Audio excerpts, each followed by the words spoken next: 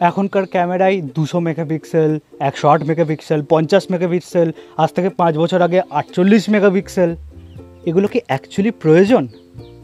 এই টপিকে মেগাপিক্সেলের উপরে অনেক ভিডিও দেখেছেন আপনারা স্টেক ইউটিউবারদের কাছ থেকে, কিন্তু আজকে একটা ফটোগ্রাফারের পার্সপেক্টিভ থেকে এই বিষয়টাকে বোঝার চেষ্টা করুন। অনেক কিছু জানতে পারবেন, অনেক কিছু শিখতে পারবেন। তো চলুন ভিডিওটা শুরু করা যাক। প্রথমে চলুন বুঝি মেগাপিক্সেল জিনিসটা কি হয়। একদম গোদা বাংলায় বোঝাচ্ছি। ধরুন দুটো জমি আছে, প্রথম জমিটা 10 বিঘের এবং সেকেন্ড জমিটা 1 বিঘের। ওই 10 বিঘের জমিকে ভালো চাষ করার জন্য তার মধ্যে দুটো আল দেওয়া হয়েছে, তো জমিটাতে টোটাল 4টে ভাগ হয়ে গেছে। ওই সেকেন্ড বা 1 বিঘের জমিটাতে আমি টোটাল 4টে আল দিয়েছি, দুটো আড়াআড়ি দুটো লম্বালম্বি, তো ওই জমিটা টোটাল 9 ভাগে ভাগ হয়ে গেছে। এবার আপনারাই বলুন যে কোন জমিটাতে ধান চাষ বেটার হবে, কোন জমিটাতে ফলন বেটার হবে। অবশ্যই নো ডাউট আপনারাও জানেন ওই প্রথম জমিটাতে, ওই 10 বিঘের জমিটাতেই বেটার চাষ হবে। তো এর থেকে আমরা কি বুঝতে পারি? এর থেকে আমরা বুঝতে পারি যত বড় সেন্সার তত বেটার ফটোগ্রাফি।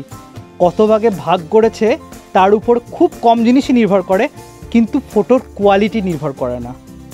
সেরকমই একটা ডিএসএলআরে, সেটা 12 মেগাপিক্সেলের হোক, সেটা 18 মেগাপিক্সেলের হোক, বা সেটা 24 মেগাপিক্সেলের হোক, সেটা 108 বা 200 মেগাপিক্সেলের একটা স্মার্টফোন ক্যামেরার থেকে একটা ভালো সিচুয়েশন, একটা ভালো ফটোগ্রাফারের হাতে অনেক বেটার আউটপুট দেবে।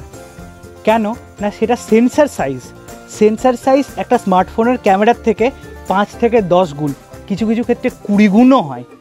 তো আগের এক্সাম্পলটার মতো, যত বড় জমি সেটাতে কটা ভাগ আছে, এই প্রত্যেকটা একটা ভাগকে আপনি মেগাপিক্সেল ধরতে পারেন।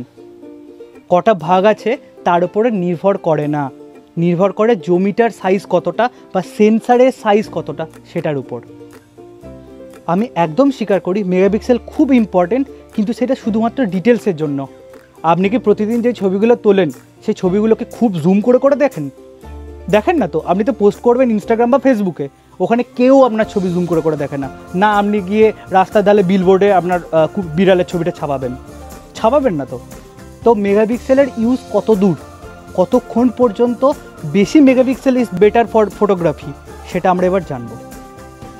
নর্মালি 12 থেকে 24 megapixel is more than enough for photography, আর ভিডিওগ্রাফির ক্ষেত্রে 8 মেগাপিক্সেলে যথেষ্ট ভালো।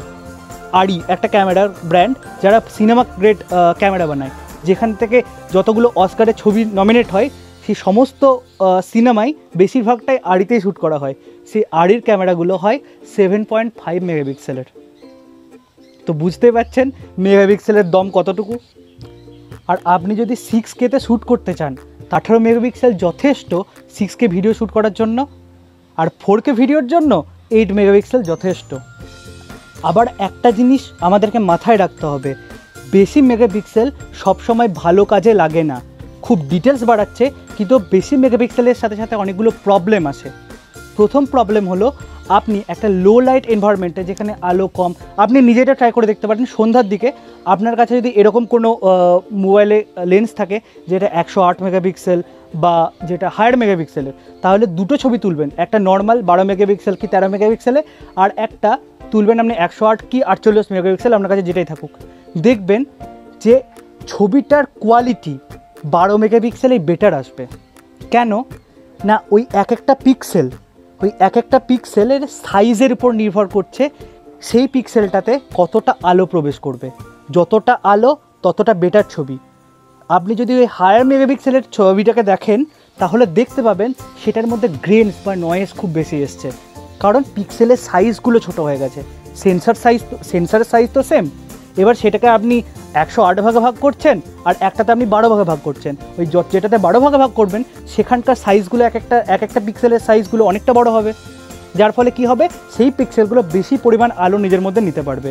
আর উল্টো দিকে 108 বা কোনো হায়ার মেগাপিক্সেলের দিকে যেহেতু আপনি ওটাকে অনেক বেশি ভাগে ভাগ করেছেন, সেহেতু প্রত্যেকটা পিক্সেলের এক একটা ইন্ডিভিজুয়াল পিক্সেলের সাইজ এতটা ছোট হয়ে গেছে যে তার মধ্যে আলো প্রবেশই কম করছে। ডে লাইটের ক্ষেত্রে আপনি এই পার্থক্যটা খুব একটা বুঝতে পারবেন না, কারণ প্রচুর আলো আছে। একটু সন্ধ্যের দিকে এটা ট্রাই করলে আপনিও দেখতে পারবেন। আর সেকেন্ড প্রবলেম হচ্ছে মেমোরি। একটা হায়ার মেগাপিক্সেলের ফটো কখনো কখনো আমার ফোনটা 108 মেগাপিক্সেলের, এখান থেকে আমি কখনো কখনো 108 মেগাপিক্সেলের ছবি তুলেছি, একটা ছবি 35 MB। যদি আমি আমি যত পরিমাণ ছবি তুলি, যদি আমি 1 মাস ছবি তুলি, আমার 256 GB মেমোরি ওতেই ভর্তি হয়ে যাবে। তাহলে ওই ক্যামেরা ব্র্যান্ডগুলো বা স্মার্টফোন ব্র্যান্ডগুলো যে আপনাকে যে স্ক্যামটা করছে মেগাপিক্সেল নাম্বার দেখিয়ে, প্রত্যেকটা টেক ইউটিউবার যেরকমভাবে বলে, শেষে আমিও সেটাই বলছি, যদি আপনি মোবাইল কেনার আগে যদি আপনি তাদের বলা নাম্বারটার উপরে ভুলে যান, তাহলে আপনার ক্যামেরা কোয়ালিটি ভগবান ভরসাই আছে। যদি সেটা না চান, তাহলে গুগলে গিয়ে আপনি যে মডেলটা কিনতে চাইছেন সেটা গুগলে গিয়ে একবার নামটা টাইপ করুন, সেখানে লিখুন রিয়েল ইমেজ। রিয়েল ইমেজ লিখলেই আপনি দেখতে পারবেন যে অনেকগুলো ভালো ভালো ইউজার আছে যারা অলরেডি তাদের তোলা ছবিগুলো, আপনার ওই স্মার্টফোনটা যেটা আপনি কিনবেন ভাবছেন, সেই স্মার্টফোনে তোলা অরিজিনাল ছবিগুলো সেগুলো গুগলে আপলোড করে রেখে দিয়েছে। তো আপনারা ওখান থেকে গিয়ে চেক করতে পারেন যে আপনার জন্য সেই স্মার্টফোনের সেই ছবিটা কি এনাফ, না আর একটু বেটার ছবি লাগতো। সো শেষে একটাই কথা, মেগাপিক্সেলের স্ক্যাম হইতে সাবধান। বিদায়, আমি দীপ।